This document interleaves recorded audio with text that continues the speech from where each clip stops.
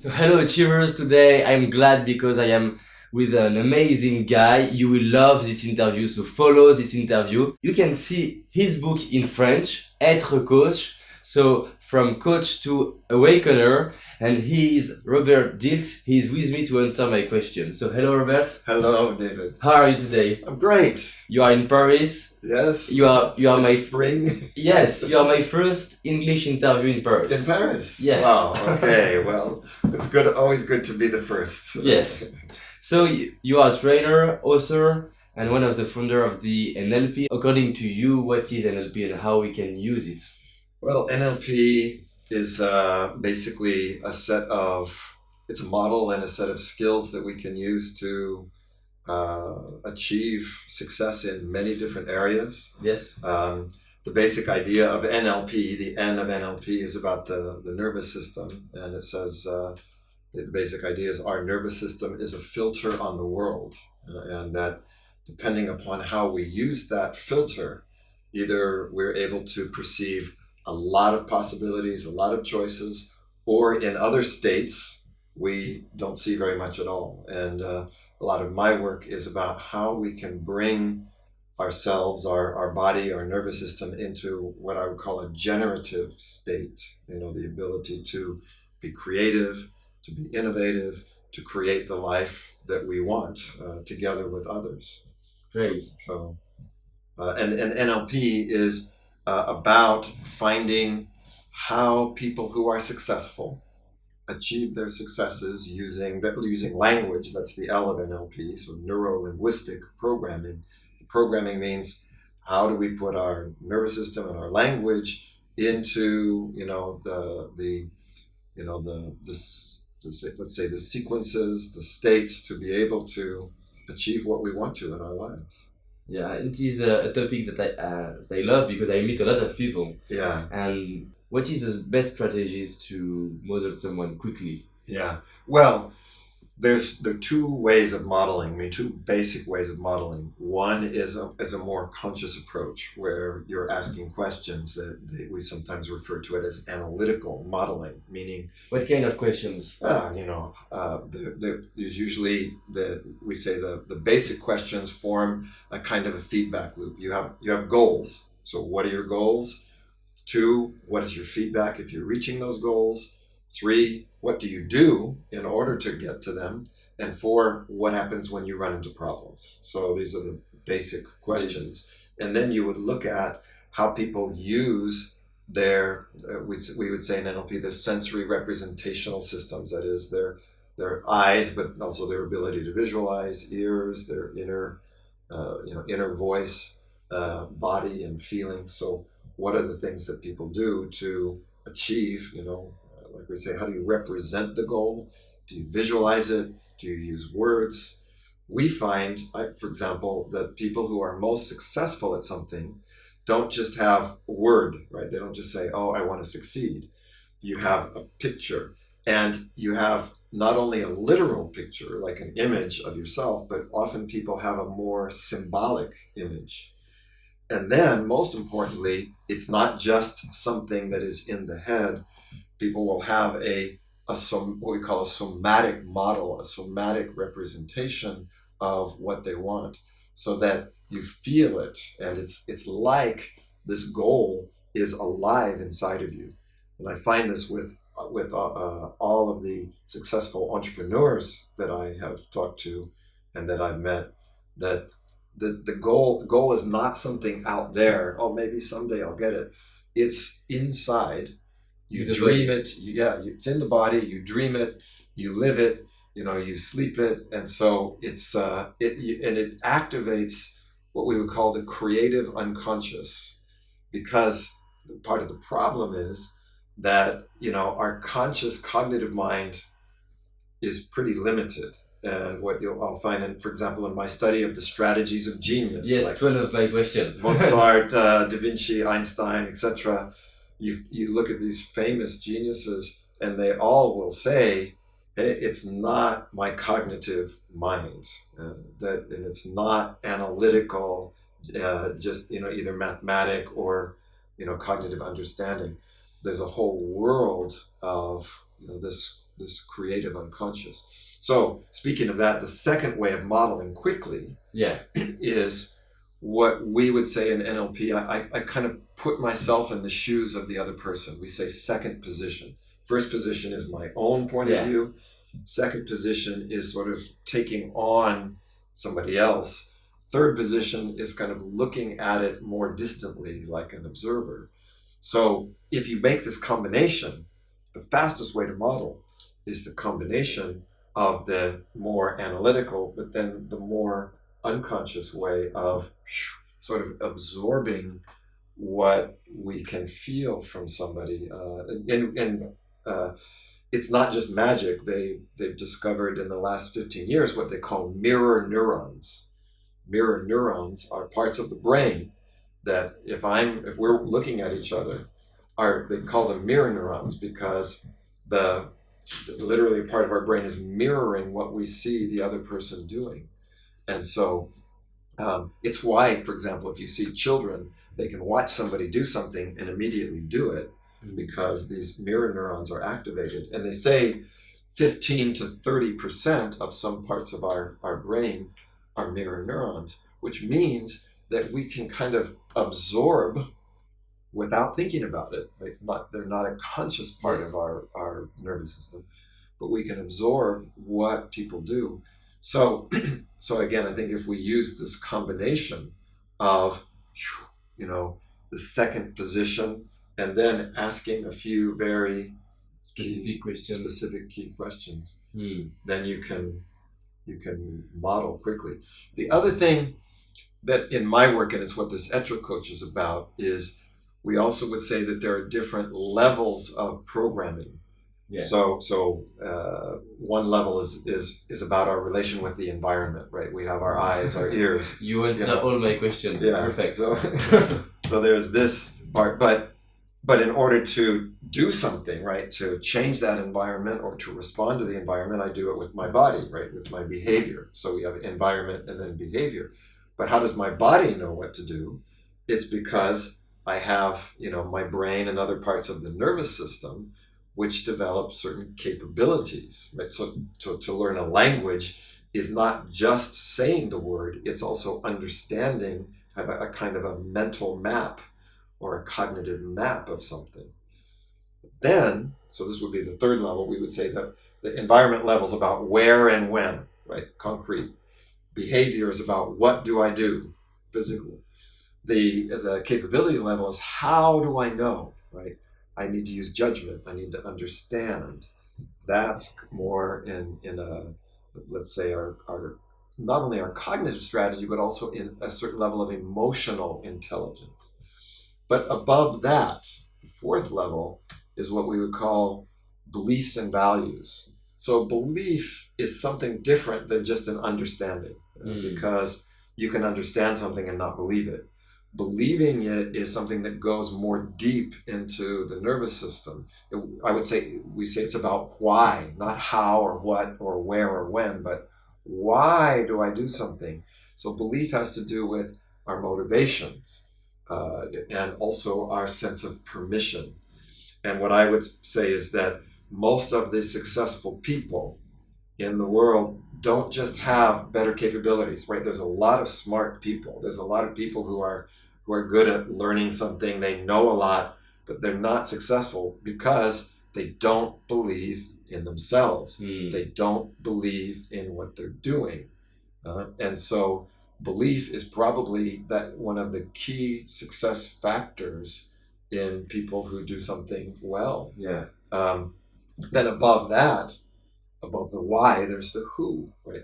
How do I see myself and who do I see myself as in the world? And I usually say this has to do with two things: my role in the world, right? Who am I? My mission. And then my mission. Because my role is kind of, well, who am I in terms of, okay, I'm a trainer or I'm a father. Okay, my work. Yeah. But my mission is what I am uniquely bringing into the world. So, for example, I think you are who you are because you are pursuing a mission that is very unique, right? I don't think anybody else can do it exactly what you do because you're using all of your, your beliefs, your capabilities, your behaviors to bring something into the environment and bring it to other people. And this also then has to do with the final level, even above identity, because in NLP we would say that people are what Arthur Kessler and Ken Wilber call a whole-on. A whole-on means I am a whole person. I'm made up of other wholes, right? I have a whole eyes and a whole heart. I'm made up of other wholes, but I am also part of a bigger whole. Yeah. So I am part of a family. I'm part of a profession. I'm part of a community. I'm part of a planet, the world. And what you find is the more successful people, and certainly the geniuses, have an ongoing sense of I am me, but I am part of something bigger, greater, and I serve something greater through me. And that's what we would say is the vision and purpose. Yes. So you found that a lot of successful people have this kind of vision. Yes, exactly. Do you think everyone can find this kind of vision? I do think everybody can. I think, it's challenging. This is the interesting thing now about programming. That, people think, oh, neuro-linguistic programming, it means that you are your programming. And I would say, no, we are more than our programming, right? I'm not my programming. Yeah, I'm not my behavior. Yeah. When we come into this world, we have an identity, right? This idea of that level of identity that is not yet shaped by programs. It's an incredible, let's say, quantum, of potential. And that potential becomes expressed in the world through programs. But we are more than that programming. And I think when we talk about this idea, does everybody have the possibility to have a vision? If you look at any baby, any young being, they are not limited by programming yet. You spend a day with a 2-year-old and they are full of energy. The world is full of possibilities. They're learning. Now, what happens is you start to get programmed by your parents, by your school, by your society, by your environment. And I read a very interesting study, just I think an interesting example of this, by people that observe. They have a whole way of looking at behavior where they have a kind of a whole calculus of mathematics of behavior. So, for example, they say if you watch, a baby that's a few months old for 1 hour, that baby in 1 hour will make 1,000 different movements, right, with his body. If you take the same child when they're 10 years old and you watch them for an hour, you won't see 1,000 movements anymore. You'll see a few hundred movements. Wow. If you take the same person and they're 30 years old and you watch them for an hour, you're going to be lucky to see 100 movements. What's happening? Well, on the one hand, you can say, well, we become more efficient. We don't use as many different behaviors. But I think the other unfortunate part of it is that we also become, more rigid, limited.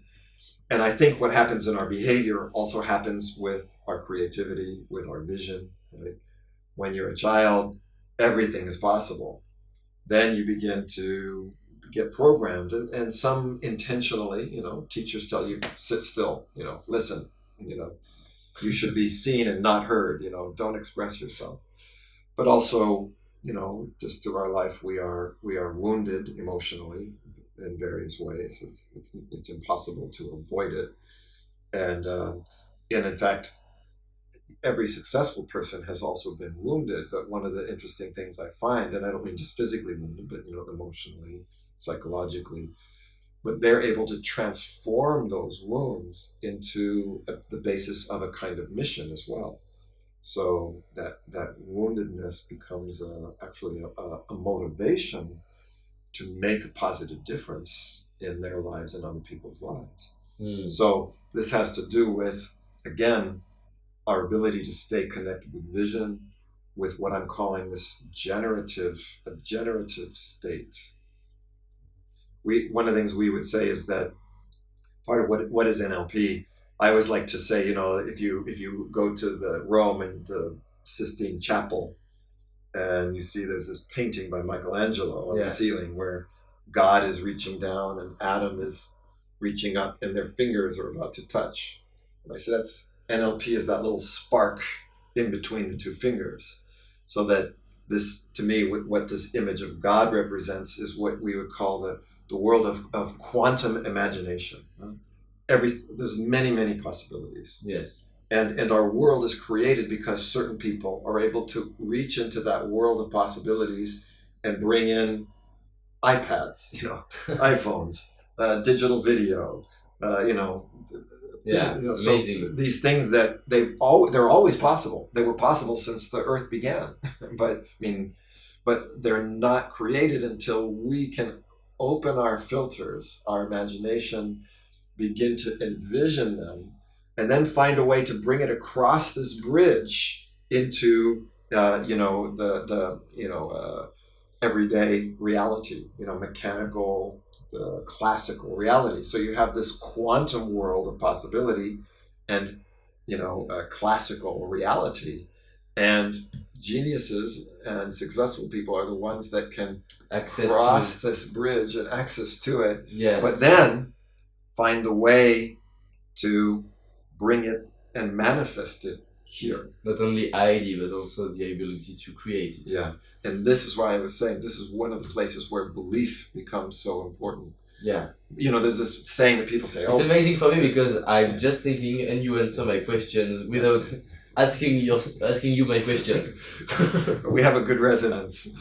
So anyway, I was going to say that, we, in my modeling work, for example, to me, Walt Disney represents a really great example of this, where he had these three basic ways of using his filters. The dreamer, opening to what I'm calling this quantum imagination, the world of possibilities. But then the realist, so I've got to make it.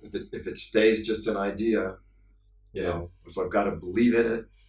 And I always like to say, people are often going, well, when I see it, I'll believe it. And I say, by then it's too late. I mean, you don't need to believe it anymore. You need to believe in something before it's real. I work with people who have a lot of health problems. My mother, for example, had a stage 4 breast cancer and was told that she didn't have more than a few months to live. And she ended up living another 20 years, almost 20 years, 18 years. So I always like to say, when do you most need to believe that you can be well? Not when you're well, if it's when you're the most sick. It's actually when reality is the opposite. That's when you have to believe it's possible to create something else. Yeah, and how we can create this kind of belief. Yeah. Well. Yes, because just yeah. When I do interviews of successful people, it's amazing what are their belief systems. Yeah. And I can write those beliefs and just say to my audience, okay, believe that. But they say, okay, they believe in themselves. They believe they can do it, but how can I believe also? That's a great question, because this is exactly what we mean by neuro-linguistic programming. A belief is a classic example of a neuro-linguistic programming. There's a linguistic part, right? What you can write down, what you can tell people, but that's not the belief yet. That's the linguistic part of the belief. Now you've got to get it into the nervous system. And actually, in the Être Coach book, there is some work on beliefs, and one of the very basic starting points is you've got to get it not just here. Right? I've got to get it here, here, here. And these are actually, one of the things that we have to realize is that, our brain is a big part of our programming, but it's not all of our programming. Yeah? They realize now there's a brain in the belly. They call it the enteric nervous system. There's 140 million nerve cells there. There's 3 trillion connections. Oh. They say that's as many connections as in a cat brain. So you have a cat brain here, at least. And also in the heart. In the heart, it's not just a pump that is run by the brain. It actually also has its own system. And I have a colleague, for example, who was head of surgery at Harvard University Medical School, where they did heart transplants. And he was telling me about a patient, a very common experience where this patient got a heart transplant. And after he recovered, he started acting strangely. Like he started craving foods that he'd never liked before. And he became obsessed with a certain kind of music. And he would find himself going places and he didn't understand why he was there. And he thought he was going crazy until they got permission to look into the life history of the donor, where the heart came from. And they found these foods were the favorite foods of the donor. That the donor was a musician, and this was the music that he played, and that all of these places that this guy would find the patient would find himself going to was somewhere where something significant had happened in the life of the donor. So somehow this knowledge was transferred in the cellular memory or in the memory of the heart. So it's not just here that we have intelligence. It's here. It's here. And to believe something, yes, you've got to have it here, but it's got to be here and here. So there's actually an assessment that we do where you say something and you really sense for the resonance. Let's take an example. For example, I want to, can I say reinforce? Yes. I want to reinforce the belief that I can be successful in English. Yes. Good. That's great. Because I'm speaking in English now and I want to do speaking engagements in English, and sometimes I will not have the best English. How can I do to build the best belief I can? So first of all, usually to do something like this, you build a belief system. It's not just a single belief. There's 5 basic beliefs. Okay. First is I want it, right? It's important. Yeah. So I mean, for example, you have to believe it's important to learn English because there's a lot of other things going on in your life. Yeah? And you could go, I want to, but it's number 25 on my list. I can say I want it. The second is that it's possible. I have to believe it's possible to learn English. Okay. The third is that it's appropriate, meaning it fits for me, right? Because this is very interesting. Some people will go, well, it doesn't fit in my life, or it's not. Sometimes we say it's about it fitting, about it being ecological. So does it fit for you? I think so. But I think so is not so much. Yeah. So that's an interesting one. Okay, we'll come back to that in just a moment. Okay. The fourth one is I'm capable. I have the ability and I have the support. I think it's maybe here that I'm struggling. Okay. Because I'm learning English, but it's slow. Okay. It's slow, so sometimes. So we'll come back to that one. So you go, yes, for sure, I want it. For sure, it's possible. Maybe the fit, I think so. I'm struggling a little bit with I'm capable. The final one though is I deserve it. I merit it. I'm worth it. Yes. Okay. Good. I like that. But also then, and I'm responsible to do it. It's up to me. It's up to me. Okay. So those are the 5. And you can already tell, even just by going over them, some are more strong than others. Yes. Now, the other thing we would do for these ones that are not so strong, like you said, all right, I'm capable. Let's look at this one. And capable means I have the ability, but also the support. Right? I have the support that I need, and I have the ability. Now, what you're going to do is, first of all, when you think about it, this comes back to this notion of having your outcome, your desired state, because it's abstract to say learn English. So one of the very first things you would want to do is to have, since you already see it, I want it and it's possible, to have first a mental image of yourself. I have one. To see it. Okay? I can see. And also, remember I was saying a somatic model. And what I mean by that is, and I'm going to ask you to, this is the thing, is if you could speak English, how would you show it with your body? What would it be like that? Would it be like this? I mean, so if you could. I can see myself moving on the stage. Yeah. And show me, I mean, if you were speaking on the stage in English, what would you look like? You don't even have to say the words, but what would you be? I think it's kind of flow. Like this. Yes. Okay, so like this. Okay, so now you're going to take that image, you're going to take that feeling, you take that, of course, the statement of the goal, I can learn English. And now, as you see that, you're simply going to say, I am capable, I'm able to learn English. I am able to learn English. Okay. Now, check in here in your head. Say it again. I'm able to learn English. And you Loudly? know, yeah, you can say it out loud or. Okay. Yeah. I am able to learn English. Now, in your head right now, how much, you believe other things. So think of a few other things that you believe. How much on a scale of 0 to 10 in your head would you say it's 10? Or is it 5? Is it 6? Is it 2? 7. 7. Yes. Okay. Now, here in your heart, you can say it again. I'm able to learn English. You know yourself that when you really believe in something, your heart is a big part of it. What is this resonance in your heart? If 0 to 10. Is it also 7? Is it more? Is it 8. It's 8. Yes. Third is going to be here. People talk about it I have a gut feeling. I know so again, I am able to learn English. I'm able to learn English.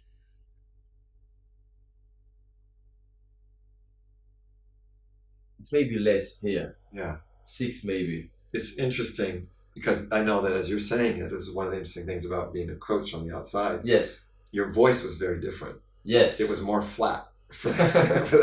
I'm able to learn English. Okay. As opposed to, so now, let's say you go, so there's two ways that you can increase your belief. Okay. And NLP offers 2 of them. One is by changing around the way that you are experiencing it to yourself, right? So we call these things, the representational systems, pictures, the words, the feeling. But there's also the quality of those that we call submodalities. Yes. For example, you see that in the picture in your mind that you see of yourself. Yes.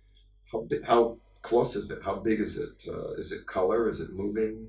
Color, moving, maybe size like that. Yeah.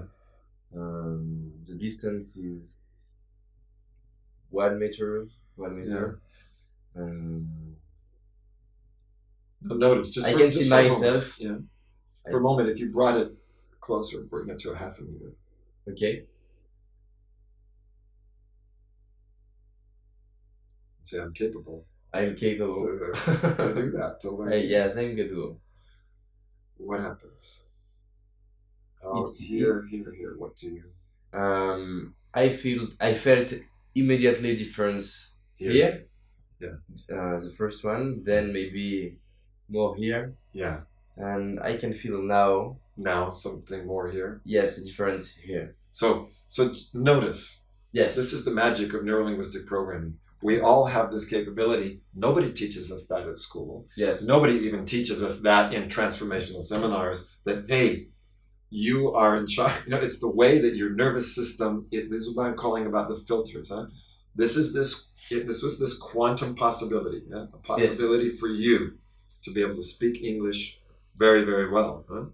It's right now, it's out there in that world of quantum possibility. To bring it here, you adjust these filters. And believe me, a lot of learning anything, but especially learning language, is not a conscious cognitive study. It's like a child. Child doesn't learn a language by looking in books, right?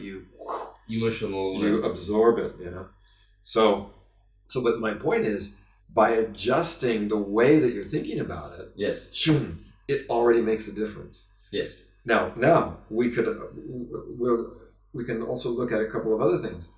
You could go directly to the feeling here. When, for example, down here in your stomach, when you were saying, it's less, maybe it's less than 7. How do you know it's less than 7? I mean, what do you feel something there? Do you feel a tightness? Is there a temperature? I mean, really, when you're thinking, I'm not so sure. What does that feel like? Maybe a kind of pressure. A pressure. Yes. Now, if you were able to just for a moment Yes. take a breath and lighten that pressure, and then say, I'm capable to learn English. I'm capable to learn English. It's making a difference. It's making a difference. Yes. That's the notion. I mean, just what you're experiencing right now is the reality of neuro-linguistic programming. Right? Great. So, boom. And what's going to be interesting is, and this is the idea of belief. Remember, we said belief isn't the same as the capability, but it opens that door. And because if I'm sitting there going, okay, I'm going to try to learn English. Okay, you start to feel it. Yeah. So now you start to feel it. Now here's another strategy. Okay. So we said I can adjust my own inner experience, but we can also use role models and mentors, right? So remember we talked about modeling. Yes. So here would be just a very simple example of this. Yes. If you were... You have to do it after. Yes. So if you think about your heart, your head, your heart, your belly. Okay. Who is somebody that you really... Well, first of all, if you were going to go from, say, 7 or 8 to 9 or 10, what resource would you need to have in the head or the heart or the belly? I mean, what would have to be there for you to go 10? Would it be confidence? Would it be enthusiasm? Yes. Would it be, that's what I mean by a resource. I mean, something inner. Would it be if I had more confidence, if I had It's a kind of a power, self-confidence, but maybe I represent that with power. Yeah. So kind of a personal power. Yes, personal power. Now, who would be your role model or your mentor for that kind of personal power and that kind of confidence? Who do you know? I mean, you've interviewed hundreds of people, so I'm sure that you probably met somebody that has exactly that kind of confidence and personal power that you would need to be able to learn English. Who would that be? It's not someone I interviewed. Okay. But I have a lot of people during my interviews. But it doesn't have to be someone you're interviewing. I have two people. A French one who is Oussama Amar is a French, but I love the way he speaks English. Yeah. And the other one, him, it's Tony Robbins. The way he speaks and the confidence he has about personal power. So okay, so we're going to take both of these guys. Yes. So what's the name of the first guy? Oussama Ama. Oussama Ama. So right now, if you were going to have Oussama Ama around you to support you, remember I said it's about capability and support. Where would you experience his presence? I mean, would it be to your right, to your left, behind you, in front of you? Here. Right there. And where would Tony be? Maybe here. There. Now, for just a moment, remember we were talking about this idea of quickly modeling. Yes. If you just put yourself into Oussama Ama for just a moment, and you're looking at yourself, like through his eyes. Okay. What would be his message to you? Now you're him. What is your message to David? Oussama Ama. David's going, I want to learn English, but what is you're his role model and his mentor. What would be your message, which might be, in words, it might just be I have the message. Yeah. Practice. Practice. Yes, practice. Practice. And also just go in the USA and speak. Just go and speak. Practice and go and speak. Mm-hmm. Okay. Now, if you take that message, now come back to yourself. And you're going to take that message in your head, in your heart, in your belly. Practice. And just go and do it.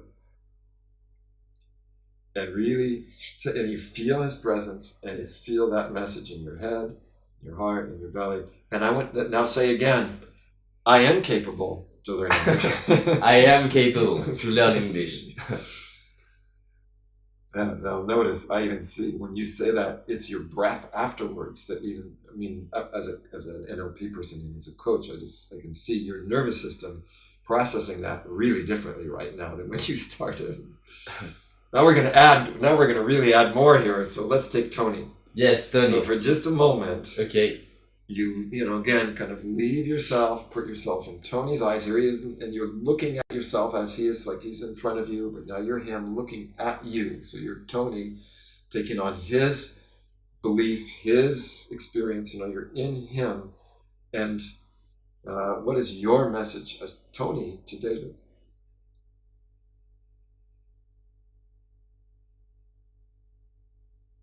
Called speed modeling. So you're Tony now, and you have this message for David. What would you say to David? Yes, I have two message. Take risks. So I mean for me to do speeches in English, not only to go in the USA, but to speak directly speak English and the other things to build an English environment. Yes. Build an English. To have more English entrepreneurs. Yeah, great.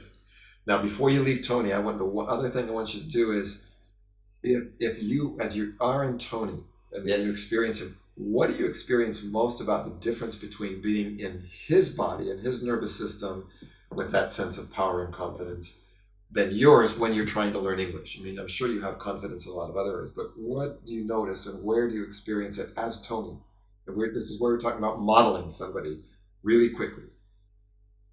The main difference, it was not about, it's more about my mental. Yeah. It was the feeling that nothing is impossible. Great. So. And just for a moment. Yes. What is that? Because you said it's a feeling. So we'll go a little bit more deeply into that feeling. If you're Tony, where and how do you have this feeling? You said it's in the head. It's kind of more mental, but how do you experience it? Is it because this? It's again a flow in all this part of my body. Yeah. Yes. Just a move. Yeah. Just this a quality of movement. Yeah. Yes. Great. Now the other thing is another big part of NLP is anchoring. Right. Yes. So first of all, keep yourself in Tony. It's not a small example. Find your anchor. Find your anchor. Okay.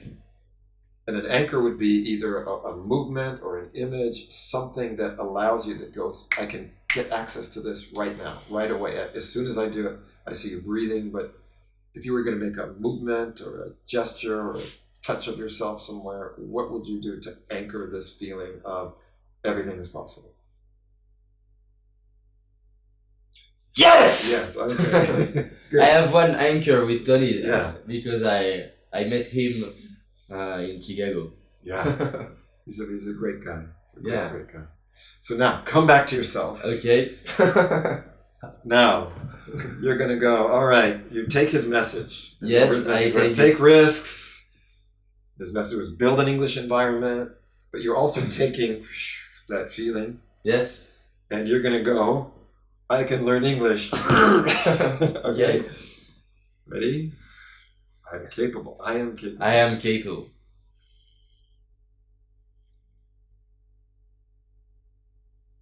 Now check your head, your heart, your belly.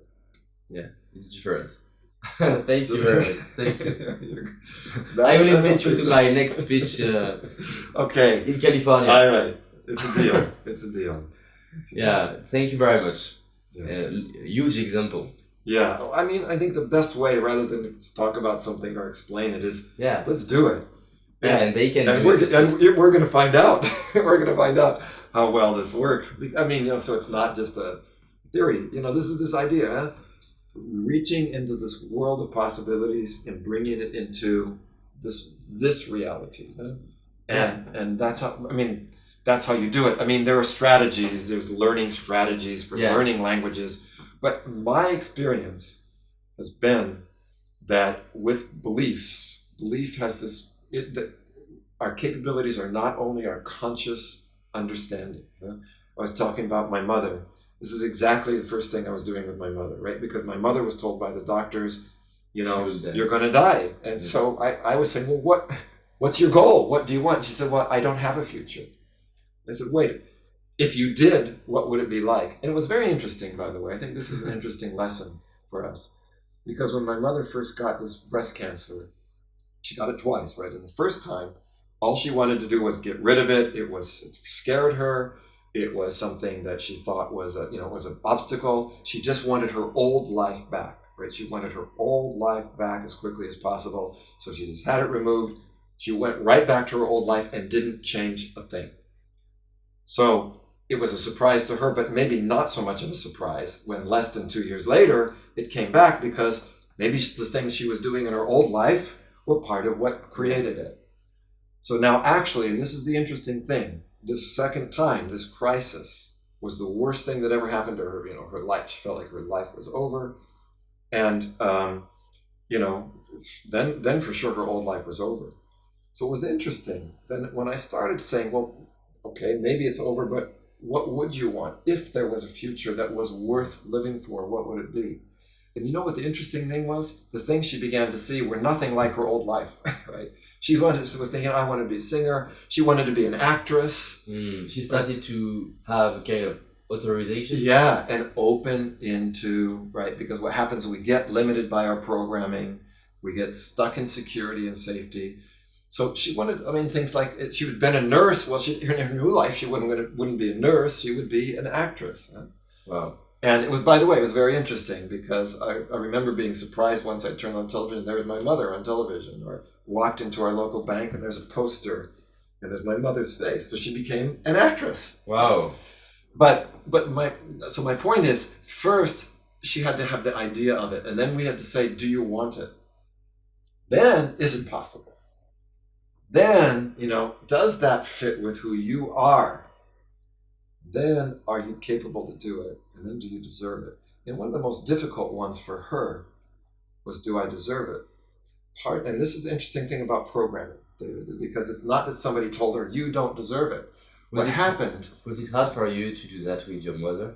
No, but I do want to say something, because I think it's important to say, because sometimes people hear this story and they go, I should do that with my mother. And I think your motivation has to be clear. In psychotherapy, they say, oh, you're not supposed to work with your family because you have to have a certain distance.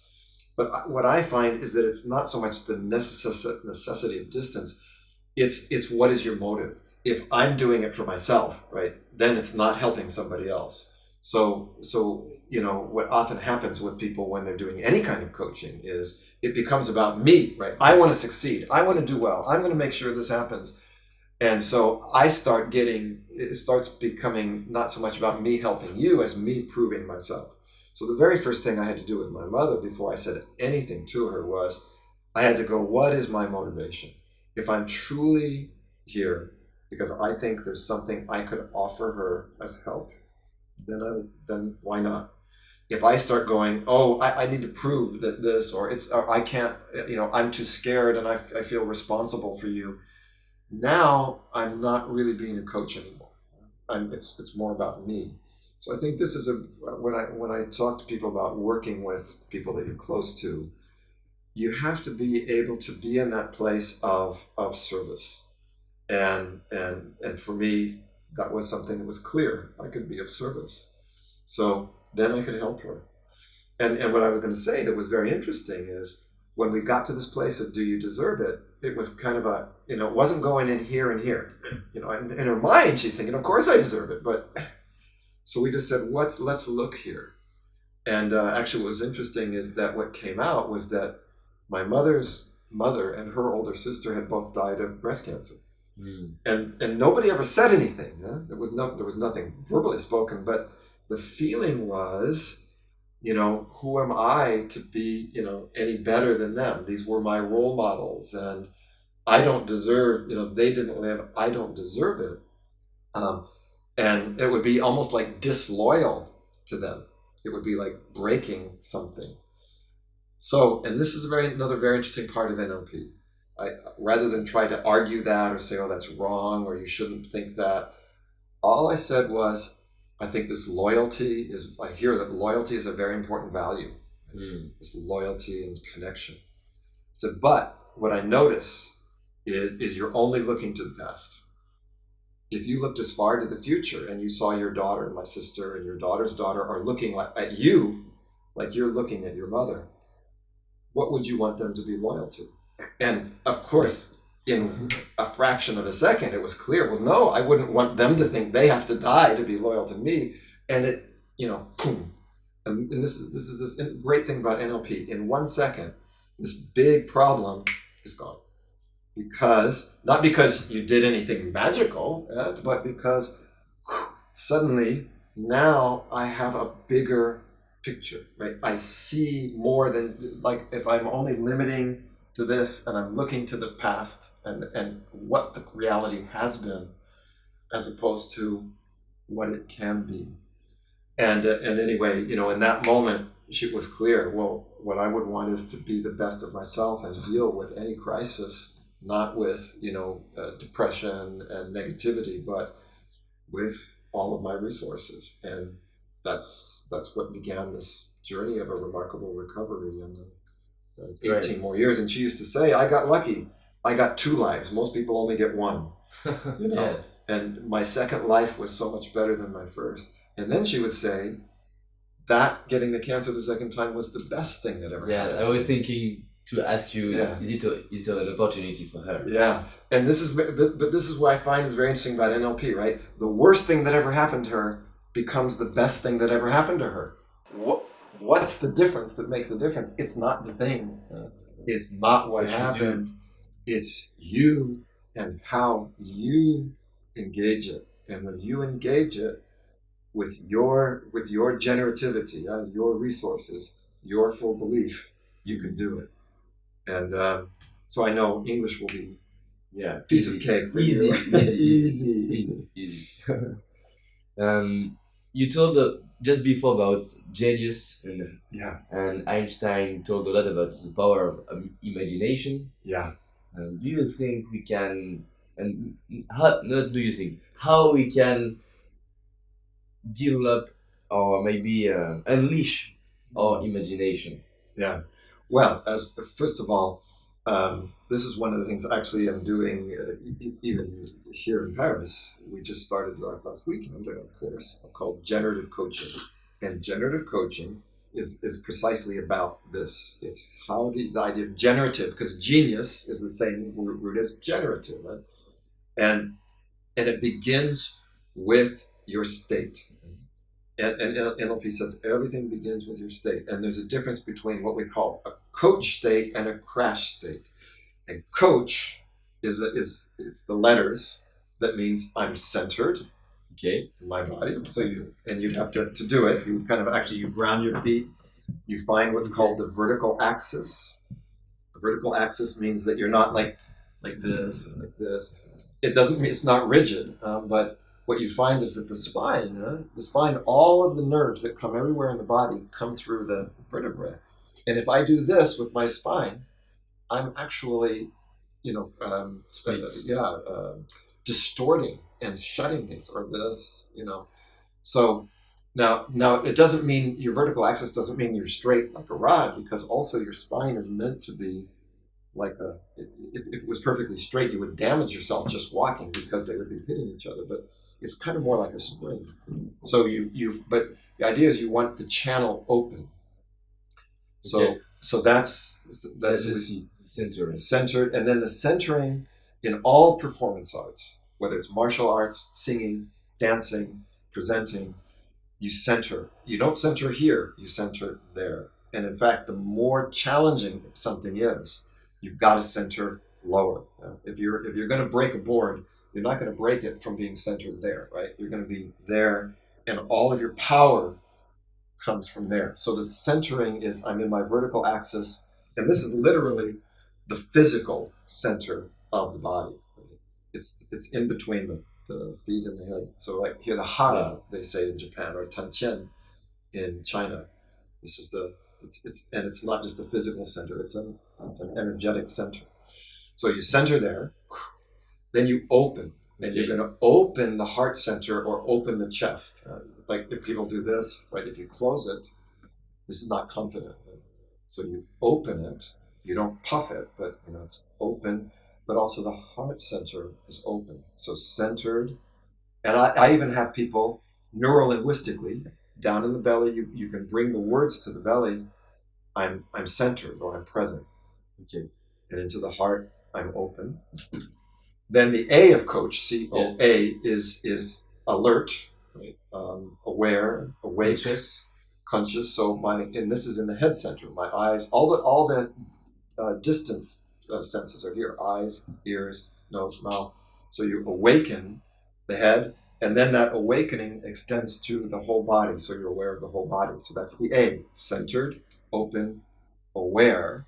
Yes. The second C, so COAC, yes, is connected. Yes. Connected. I'm connected to myself, and then connected to. So I'm whole and a whole on. I'm connected to the earth, up the vertical axis through the crown of the head. I'm connected to the sky, stars. This is what geniuses do. I mean, Einstein was. Yes. So I feel the sense of connection to a larger self. Okay. So centered, Einstein was open, doing that. Alert, connected. So was Mozart. Yes. And people like Mozart, you got to understand. People like Mozart didn't say, "I sat there and I figured out the music." He said, basically, the music came to me. I didn't make it. It comes. Every genius will say, "It comes to me." Inspiration. It comes through me. It comes to me, not out of my conscious mind. I need my conscious mind to structure it, but it's the editor, not the author. The author is the creative unconscious. So I open that channel, connected, and then the H of coach is, in English we would say holding, but in French it works better to say hospitality. Hospitality. Right. So I'm centered, I'm open, I'm alert, I'm connected in myself to my environment and welcoming. Yeah. Now, so that's the first step of any kind of genius, is it starts by opening this generative state. Then, to direct it, I've got to set an intention, right? I bring something to it, like learn an English. Do you make a difference between intention and goal? Yeah. Okay. Yeah. The difference between an intention and a goal, and this is actually fairly important from a genius perspective. In a goal, I know what is the destination. The result. Yeah. With an intention, it's a direction, and I'm not sure what I'm going to find when I start. So it's more of an exploration. So okay, I'm going here. Yeah, I'm going that way. Like in my mother's case, my mother didn't say, "Well, in 2 years from now, I'm going to be doing this." She said, basically, I choose to go in the direction of health as far as I can go, and whatever that will be. Right? Okay. So it's more generative because it's not not they say convergent. I'm not just going to a certain point. I'm actually opening the field of possibility. Exactly. Yes. Okay. So then you set an intention in this way we were talking about. We usually say 5 words or less. If you have somebody, you're coaching somebody, start going, "Well, my intention is blah blah blah blah blah blah blah blah blah blah blah blah." They're not going to remember it anyway. Okay, can you give an example of your intention, for example? Sure. I mean, my intention, for example, is almost always about creating a world to which people want to belong. Create a world to which people want to belong.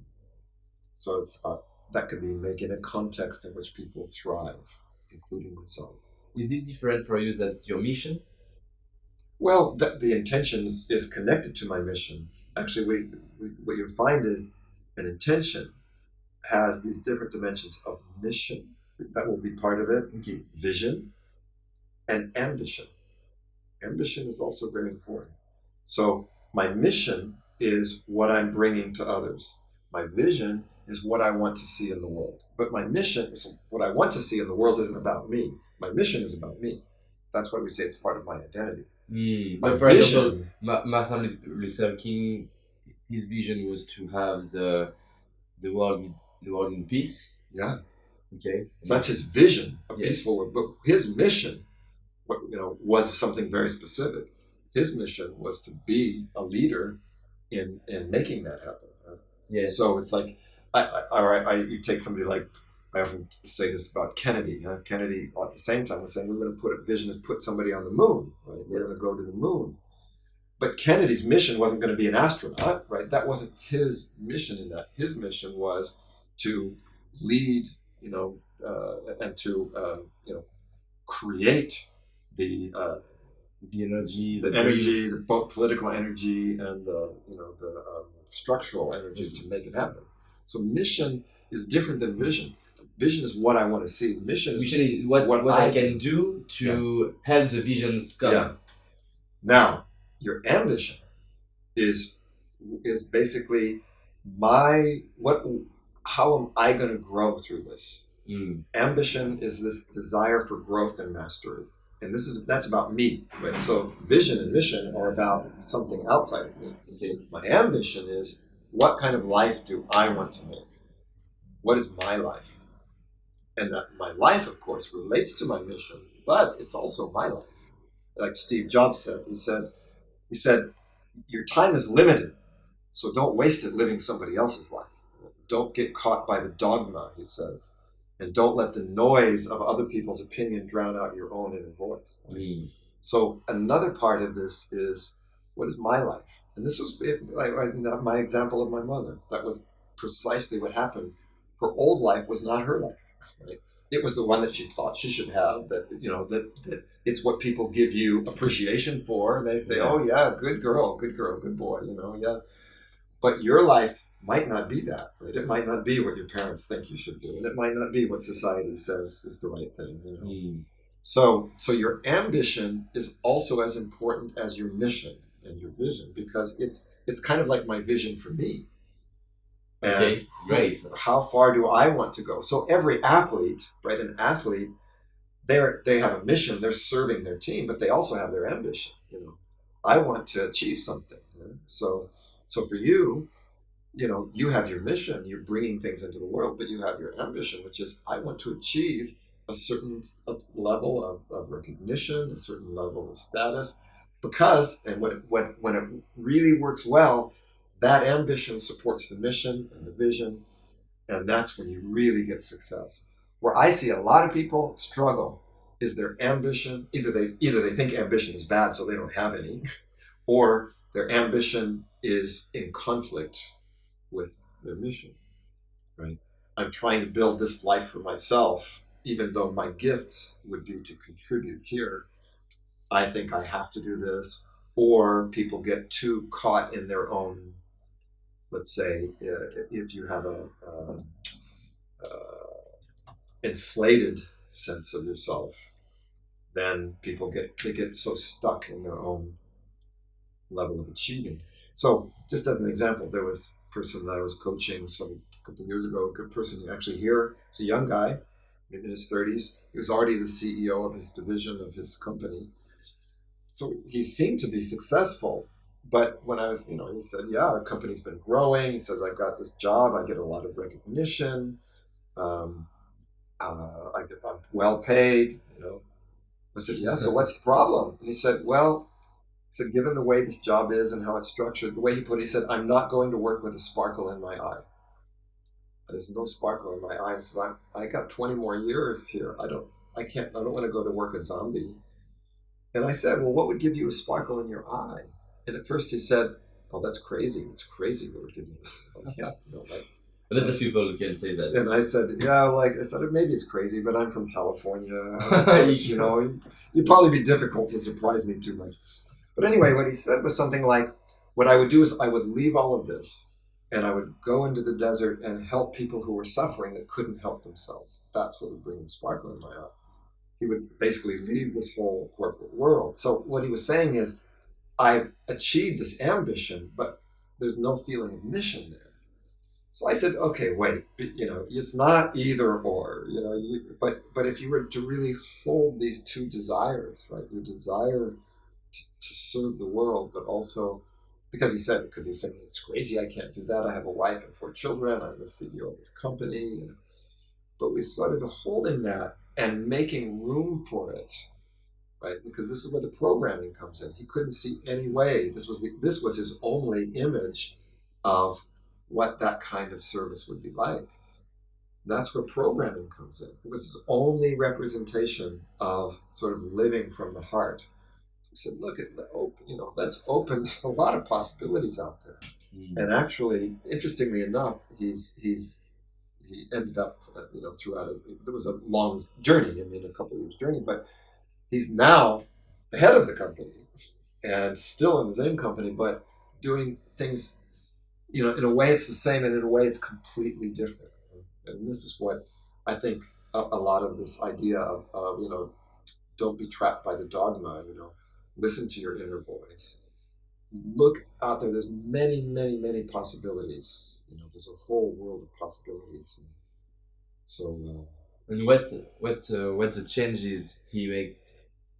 well, first change that he made was, what I was saying about Steve Jobs, is he said he started to realize how much of his life was trying to, trying to please others, trying to do his duty, right? Because he was very duty driven, and he never had time for himself. So some of the first, as his coach, some of my first assignments were, I said, make time for yourself.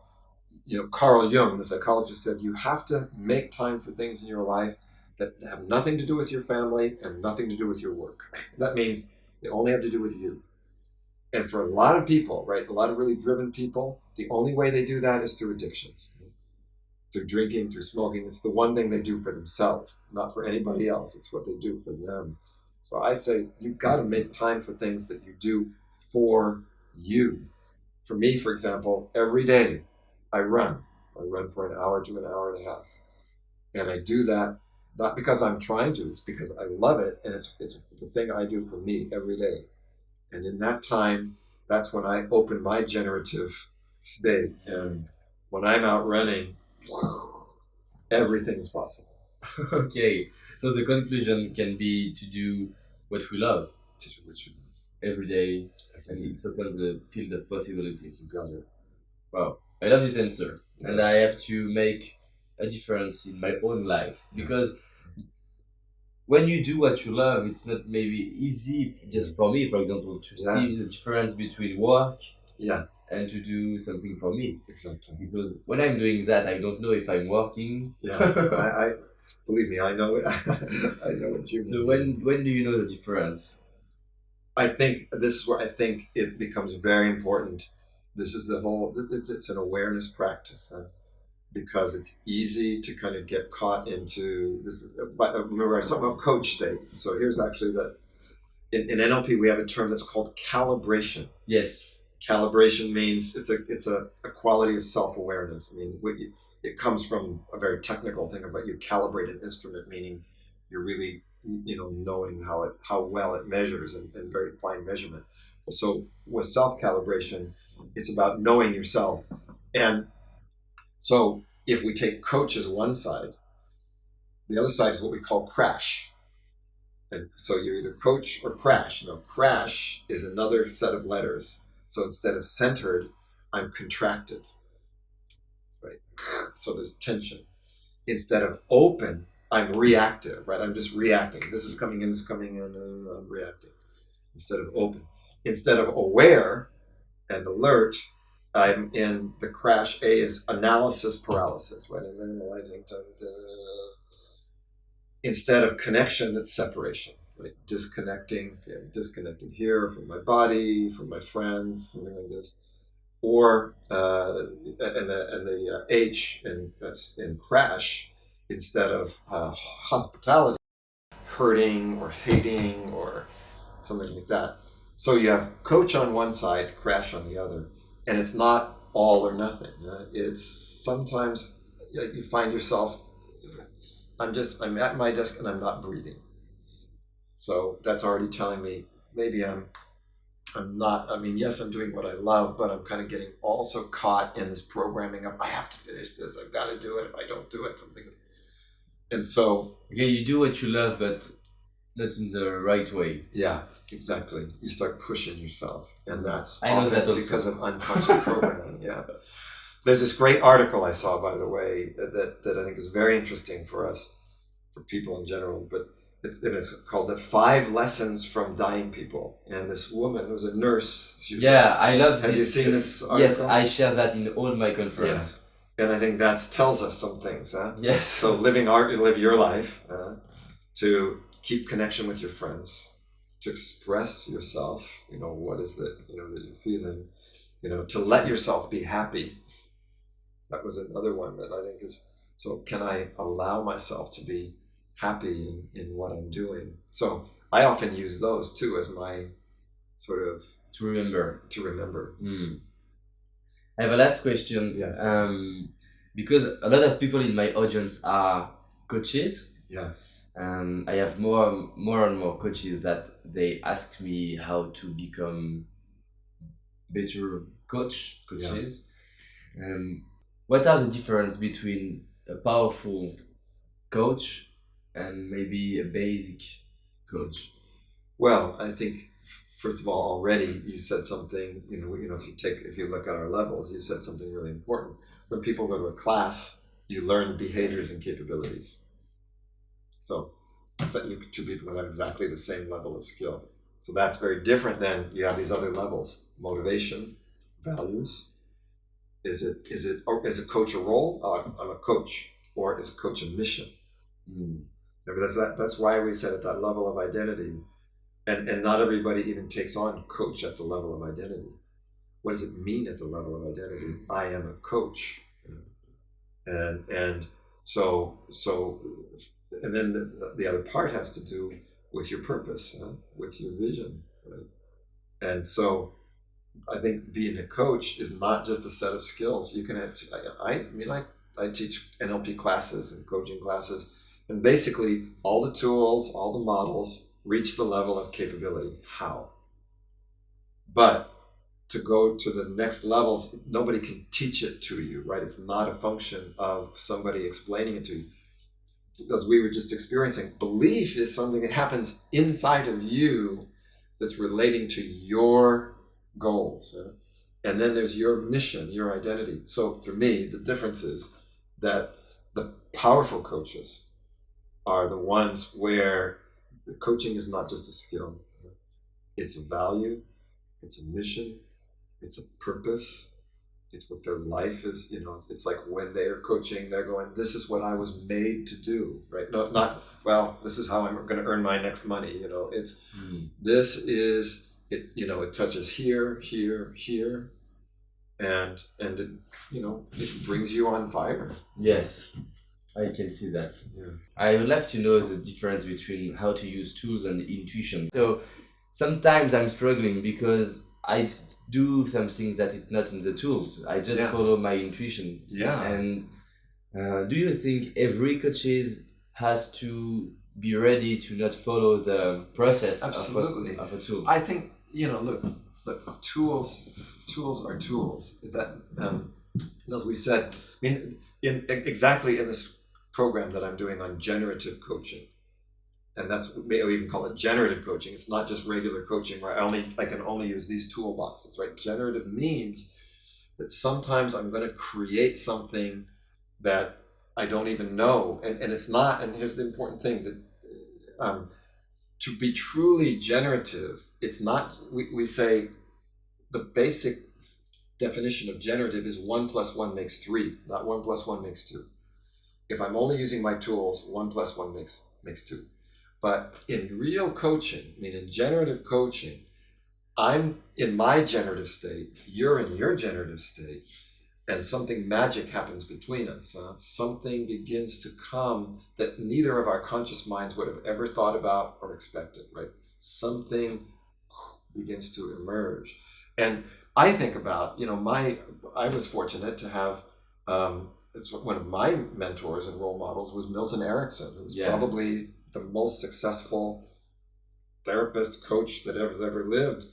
And when we would go down and try to interview Erickson like this, we'd say, well, Milton, what do you do if I have this client, what would you do? I don't know. I don't know, right? He would always say, I don't know. So I really don't know. With that particular person in that moment, I don't know. But he always would add, I'm very curious to discover what's possible. I'm very curious to discover what's possible. So I think, and that's the moment in where what we're calling intuition is what we're saying is the creative unconscious. And it's not just anything. In our work with generative coaching, we talk about disciplined flow. Disciplined flow. And discipline means, I practice. They say 10,000 hours, right? So I practice. But flow means I'm not rigidly held. I'm also open to let something come.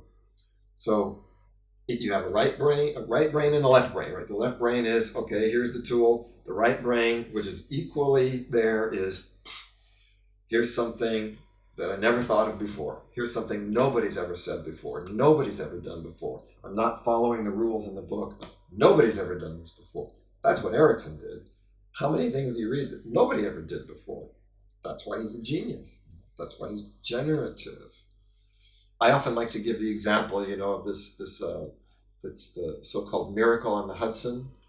It was about 3.5 years ago. This pilot's taking off out of New York City airport. Yeah. And right at the key part of takeoff, they suddenly come across unexpectedly a big flock of birds. So many birds are pulled into the engines of the airplane that they both shut down simultaneously. So now you're like a couple of thousand meters and suddenly there's no engines and the plane is going down. What do you do? I mean, if you crash, right, in panic inside, if your state is not generative, it's not a miracle, it's a disaster. So this pilot has to keep in this coach state, centered, open, aware, connected, and basically welcoming what's there. Because if you don't welcome what is, if you're going, this can't be happening, So you've got to, this is what's happening. And then, he was able, that they were telling him, turn around and come back to the airport, and he's like, that's the rule. Okay, forget that. Go to the nearest airport. No, forget that. But obviously, also, he's in a situation where you can't look in your pilot manual and say, okay, what's the tool here? What's the procedure? There is no procedure. Nobody's ever been in that position. You've got to make it up, right? You've got to create the miracle. Nobody's going to be able to give you the recipe. You've got to rely on your skill and your intuition, right? And he was able to, guide the plane. The only place he could see to land it was in the Hudson River, but he'd done gliding before, but in little planes, not in a passenger jet, So he's having to use skills, transfer these skills, use his creative unconscious.